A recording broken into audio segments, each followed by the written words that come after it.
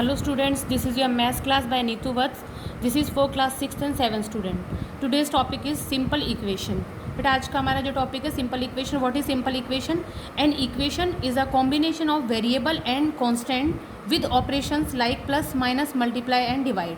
जो इक्वेशन होती है वो कॉम्बिनेशन होती है वेरिएबल और कांस्टेंट का विद अप्रोप्रिएट ऑपरेशंस. उसको हम सिंपल इक्वेशन कहते हैं. This is an example of equation. ये आपके सामने एक इक्वेशन का एग्जांपल है. 3x + 5 = 7. इक्वेशन में एक सबसे इंपॉर्टेंट बात कि इक्वल का साइन जरूर होना चाहिए. अब इसमें वेरिएबल्स, कोफिशिएंट और कांस्टेंट क्या होते हैं? ये वेरिएबल है हमारे पास. 3 is coefficient and 5 and 7 is constant. जो वेरिएबल है क्या होता है, ए से लेकर जेड तक मीन्स कोई भी अल्फ़ाबेटिकल वैल्यू वो आपकी वेरिएबल होगी. यहाँ पर A B C X Y Z कुछ भी हो सकता है, वो सभी वेरिएबल होगी.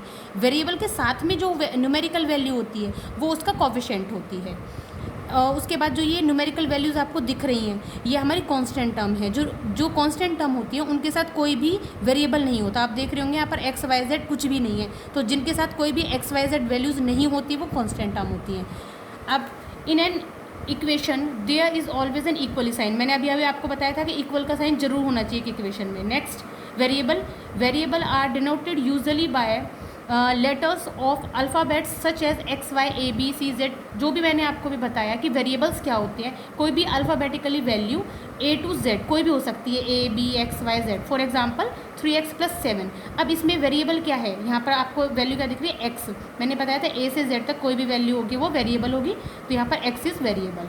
Next, constant is a numerical value which stands without variable like 7 3 etcetera.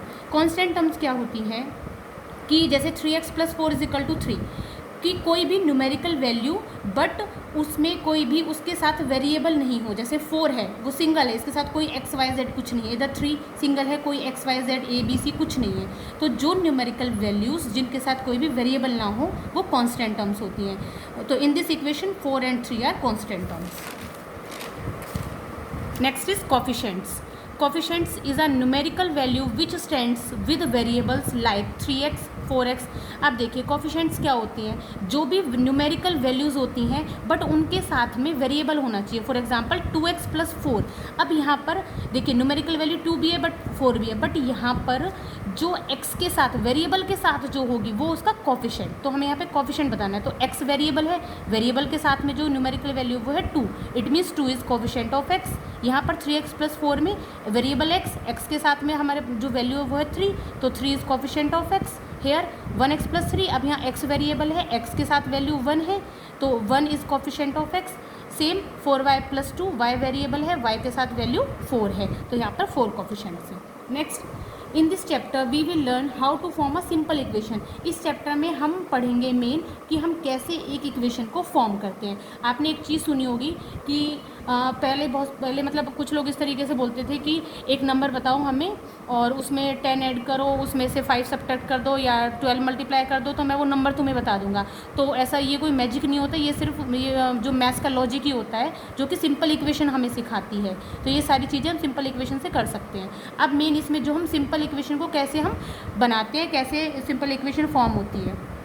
Right the following statement in the form of equation. देखिए ये आपको एक टर्म दे रखी है, स्टेटमेंट दे रखी है. इस स्टेटमेंट से आपको एक इक्वेशन बनानी है. क्वेश्चन है the sum of 3 times x and 11 is 32. पहले इसको ध्यान से पढ़िए. सम ऑफ 3 टाइम x का 3 टाइम उसका सम करना है 11 के साथ, तो इस 32 वो 32 होगा. तो सबसे पहले 3 टाइम x का 3 time of x is 3x. किसी भी नंबर का 3 टाइम 3x, 4 टाइम करेंगे 4x, 6 टाइम करेंगे 6x, इस तरीके से लिखते हैं. अब सम करना है किसका, 3 टाइम ऑफ x का एंड 11 का. तो सम ऑफ 3x एंड 11 क्या बनेगा, 3x + 11. सम कहा है तो ये सब्ट्रैक्ट होता तो माइनस लिख देते. The some is 32. अब बोला है कि 3x और 11 का जो सम है वो 32 है, तो 3x + 11 = 32. इसलिए हमने = का साइन लगाया है क्योंकि उन्होंने बोला इसका सम 32 है. यहाँ गिव्स होता तो भी हम = 32.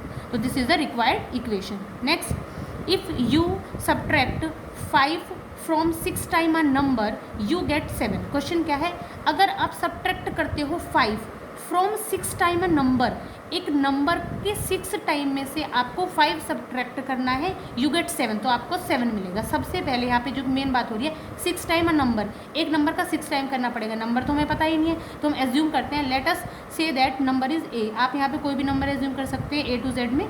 6 टाइम ऑफ नंबर, अभी मैंने आपको बताया था लास्ट क्वेश्चन में, किसी भी नंबर का 6 टाइम तो 6A, 7 टाइम तो 7A, तो यहाँ पर 6 time of number is 6A। अब सब्ट्रैक्टिंग 5 फ्रॉम 6A, अब क्वेश्चन में कहा था कि 5 को सब्ट्रैक्ट करना है 6A में से, तो हमने लिखा 6A माइनस 5, रिजल्ट इज 7, तो आंसर 7 आना चाहिए, तो इसीलिए 6A minus 5 is equal to 7 लिखा है हमने, क्योंकि उसका रिजल्ट 7 आना चाहिए। अब बेटे ये मैंने आपको जो मैंने टॉपिक आज आपको कराया है इसी से रिलेटेड क्वेश्चंस दिए हैं, ये आपको क्वेश्चन सारे ट्राई करने हैं। Thank you so much.